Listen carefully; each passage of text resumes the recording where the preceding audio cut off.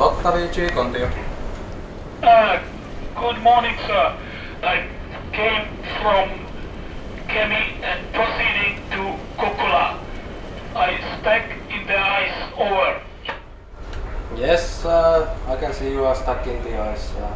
Stand by. Standing by.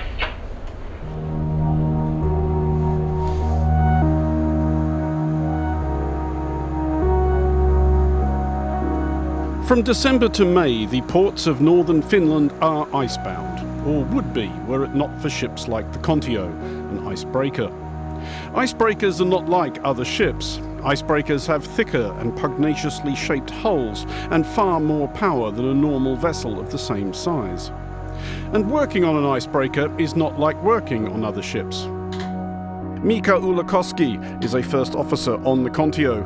While he's on watch, he does most of the steering, looking ahead, but also at the vessel behind. First time I came as a navigator, I was like, oh my god, we are like meters away from another ship, but you get used to it. In merchant marine, you're trying to stay away from other ships and keep them away, but here you're trying to keep them almost as close as possible. Icebreakers have to get close to other ships, to lead them through the channels they've cut through the ice, to tow them if the ice is especially tough, to break them out when they get stuck. Veli Lukala is Kontio's captain on the 10-day deployment that Monocle joins, keeping open the narrow and crooked channels in and out of the Finnish port of Oulu in the Bay of Bothnia. It's not inherently dangerous, but you have to be able to read the ice around the vessels. You have to have the knowledge, you have to have the vision in your head what to do, from which side to pass, how to try to cut the vessels loose. And that again, you have to learn it. It's not that dangerous, but if you are not careful enough and if you don't know the traps, then you may collide. Many who serve aboard Kontio prefer icebreaking to regular seafaring, even if the temperatures on the outside decks often plummet towards minus 30 degrees Celsius and daylight can be scarce as the winter sun barely clears the horizon. Able seaman Teo Ulatalo is one of Kontio's 21-member crew. Among his duties is securing the cables when Kontio tows other ships, often much larger, through the ice. Teo first went to sea on an icebreaker in 1975. We have like 3 departments: engine, galley and deck. So everything actually what is outside, it's our job to take care of. When we tow the cargo ships, we have hand steering. We do it by hand on the wheel. On the winter time, of course, we can't paint that much, but that's mainly on the summer maintenance job and greasing everything and fix everything that's broken. So you have to be quite handy when you are in this work. It is perhaps not surprising that Finland has made icebreaking something of a specialty. Finland has had to make icebreaking something of a specialty. But the country's dominance of the global icebreaking industry is startling. Roughly 80% of all the world's icebreakers were designed by Finns, and around 60% of icebreakers were built in Finland. Kontio, launched in 1987, is one of 8 major icebreakers operated by Arctia, Finland's state-owned icebreaking company. This tiny fleet has an immense responsibility. It's not merely because of the seafaring challenge that many of Kontio's crew regard icebreaking as a career pinnacle. Simo Ikonen is a second officer on the Kontio, handling the navigation. It's really easy to see the importance of this job. We have 8 icebreakers and, well, I can easily say without us this northern part of Finland would have to shut down big factories and steel mills and everything, and people would lose their jobs. So we are helping Finnish economy at least a little bit, and our work is really interesting because situation and conditions are changing, and sometimes we are changing ships, and I think every day is different. The environment in which Kontio works might look much less volatile than open sea. There are none of the waves which would cause another ship to pitch or roll. But icebreaker crews learn to respect ice as a living thing. Ice moves, often quickly and with potentially hazardous consequences. A safe channel cut by an icebreaker leading a ship out of port might be a path onto rocks when the same icebreaker leads the next ship in a few hours later. When ships get caught in ice, it can swiftly climb the sides of the hull. As deserts are never just sand, so a frozen sea is never just flat ice. The flows grind and crash to form landscapes which look as permanent as mountains, yet might be gone within minutes. When the flows collide, they scribble weird geometric patterns across the icescape. When it's thick enough, however, ice does have some use as a secure parking space. Another distinguishing privilege of icebreaking is the opportunity to get off the ship while it's at sea and go for a walk. While 21st century icebreaker crews do most of their ice monitoring by satellite, nothing yet measures the thickness of flows as precisely as a drill and a ruler. Seafaring on cargo vessels give you the basics of being a sailor, but when you come here, regardless of your experience elsewhere, you start from zero. You have to learn everything. We tow, we push, we are close to the vessels, so the scope of work, the nature of the work is totally different from all the other vessels. It's something you can't learn from the books. It's something you have to learn by being there and doing it. And the learning curve is very steep.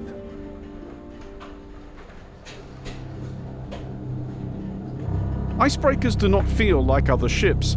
The lapping of water against the hull is replaced by the steady growling rumble of ice cracking and shattering against it. Driving an icebreaker requires captains to operate implements weighing thousands of tons with surgical delicacy. Collisions between vessels of such size do not have to happen at great speed to result in damage. It says much about the skill of icebreaker officers and the significance of the icebreaker fleet to Finland that even minor accidents are regarded as rare and important enough to make national news.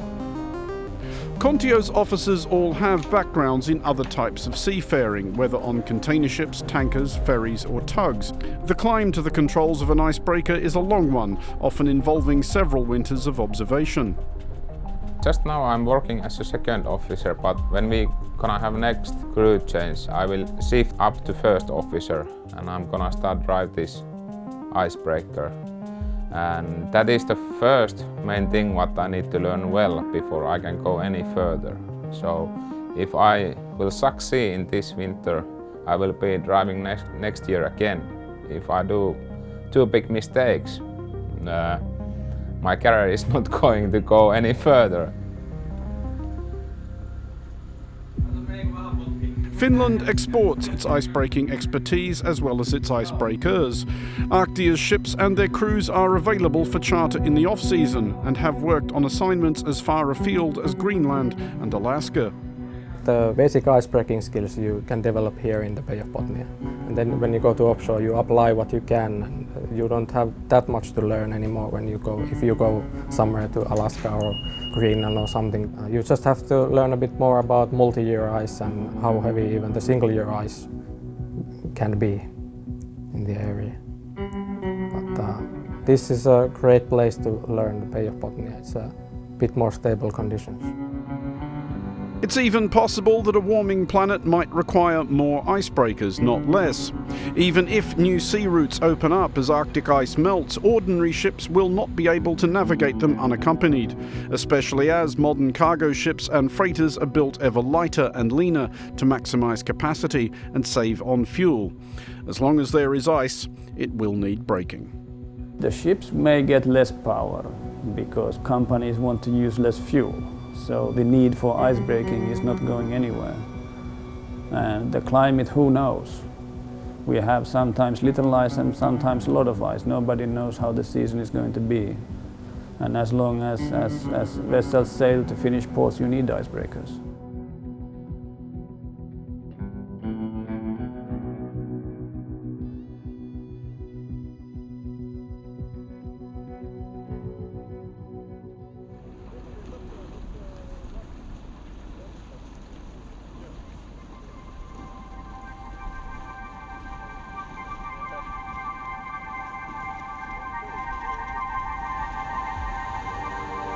When an icebreaker returns to port, it's the end of a stint at sea for some of its crew and a beginning for others. The crews of Finland's icebreakers live all over the country, and a few take advantage of their uninterrupted stretches of time off to live in other countries, warmer ones. During the winter months, the Kontio's crew work on a rota of 20 days on the ship, 10 days at home. It's important, therefore, for the ship to feel like home.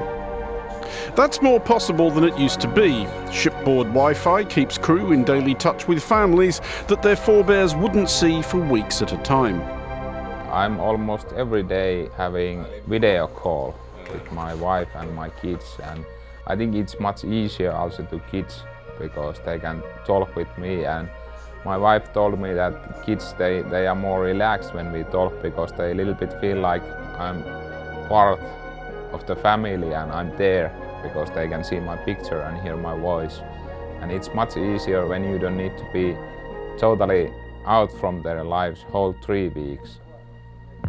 The Kontio's cosy cabins all have their own TVs and DVD players. The ship has a small library of films and books. Longer-serving crew reflect that these more customisable amusements have come at something of a cost to shipboard camaraderie. There are now few, if any, hearty sea shanty sing-alongs. A lot of people like to sit in front of their computers on their free time, and it's not so much social life anymore. Before, they played guitars and sang and had a lot of parties, of course, in the old days. We had a projector, the reel, once a week on a Saturday. Yeah, everybody gathered in the day room and we watched the movie once a week. And there was no satellite navigation on board. It was very different in the 70s. Most of Kontio's crew work 6-hour watches. Some take 6 a.m. to midday and 6 p.m. to midnight, others midday to 6 p.m. and midnight to 6 a.m. Engineers do 12 hours on, 12 hours off, keeping Kontio's 4 mighty motors running. In general, when crew members aren't working, they're asleep. One of the few opportunities for communal relaxation is mealtime. The food aboard Kontio is consistently outstanding. Hearty insulation against the conditions in which the ship has to operate. This is one of the most anticipated moments of the dinners and the time that everyone just gathers around here, and just it sure does bring kind of joy, and just if you have a bad day and you get some of your favorite foods like pizza and it just hits the spot, then it's awesome. It's gonna make it everyone's day. Finland's icebreakers ultimately work for the state and sail beneath the Finnish flag. Non-Finns are not permitted to serve on icebreakers. But the atmosphere on board is very much civilian rather than military. There is a general sense of egalitarian cooperation. There's been a generation change. Younger guys get higher positions. It's getting more modern, the system of teaching other guys. It used to be that now that you get promoted, you need to know what to do even though no one had taught you anything. It used to be a bit like that. But these days it's trying to train as many as we can, so that when a really bad winter comes, we have enough people who can operate the vessel. Nevertheless, someone has to be in charge. An icebreaker captain has the privilege of setting his own hours, as well as the privilege of a large forward-facing cabin. In return, an icebreaker captain accepts ultimate responsibility for a ship which routinely faces hazards that occur only in the nightmares of most sailors. Captain is the legal scapegoat. Yeah. Secondly, captain is also the leader. Every group of people need a leader. And thirdly, I'm here to support the crew in their work. And we have a very good crew on Kontio. The ship runs by itself. I don't do much. And that's a testament to the crew. But all seafaring is tough work, which is why it tends to be done by tough people. Some of Kontio's crew seem especially impervious to the conditions. Most people would walk its decks in at least 2 pairs of socks. Though there are compensations to life aboard Kontio, comfortable lodgings, terrific food and long summer holidays, it nevertheless involves, for the deckhands especially, a deal of heavy lifting in often brutal conditions. At the times of year that Kontio goes to sea, outdoor temperatures approaching minus 30 degrees Celsius are not unusual. It's still a job that most icebreaker crews seem content to do until retirement, and most seem in no hurry for that. I'm thinking of retiring, I think when I'm 65, because I feel quite good in my body and I have enough holiday, 6 months a year, so it's more than enough. I do the gym a lot, and when I'm on holiday I like to swim and walk, and I do quite a lot of exercise, yeah. And eat healthy food.